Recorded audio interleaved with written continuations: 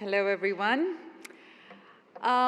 We live in a world where we have enough data, facts, and figures about what we need to do to bring about justice for our Earth, climate justice, protect our Mother Earth, and to bring about social, economic, and gender equality and justice so we can have a more stable and safe world for all. You would think that everyone will be chasing to make all the changes happen in bold ways, but I fear that not enough people do that. Today I have the honor to introduce a wonderful leader, a pioneer, a bold, audacious leader in bringing about amazing changes in the business sector, in art, in conservation, and in so many ways on a personal and a professional level. I first met Jochen Zeitz about 15 years ago when he was the president and CEO and chairman of Puma. And he was talking about how he was bringing sustainable practices to Puma and to other fashion industry.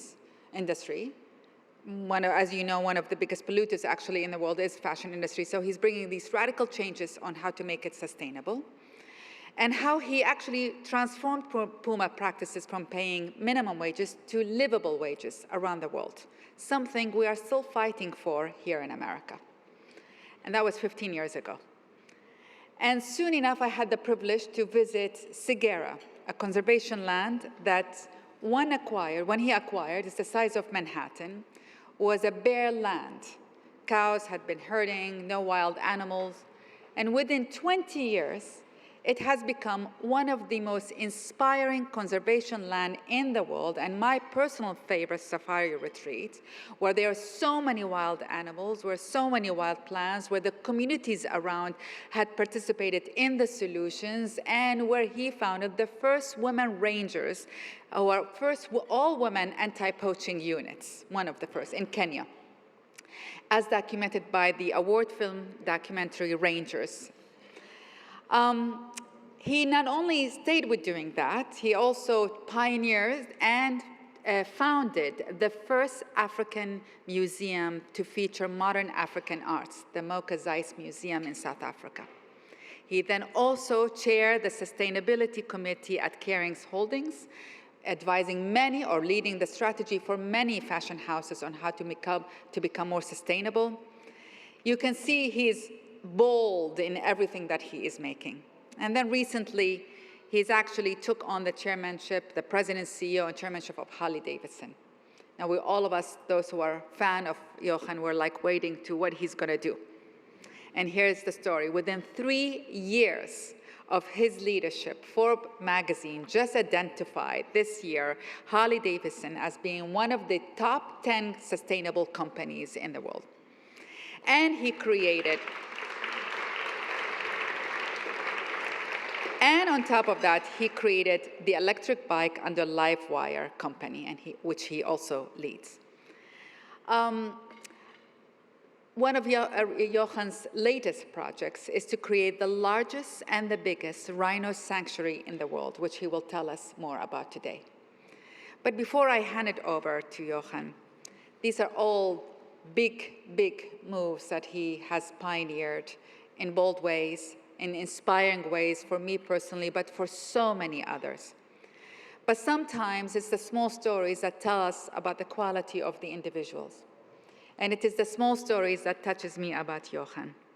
He's a great friend. He's a friend who's there for you when you are sick. He's a friend that will always make time for you to give advice and guidance and mentorship. He's a solid, wonderful partner to his Kate Garwood filmmaker and father of wonderful 2 children. And he is a man who always shows up, always, in all ways possible. And for that, I am grateful to present and have the privilege to, honestly, to present the David Rockefeller Bridging Leadership Award to you, Jochen Zeitz. Thank you very much.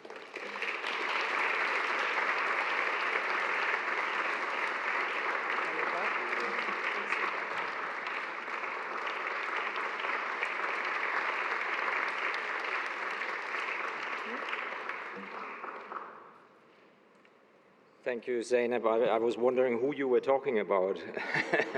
Way too generous.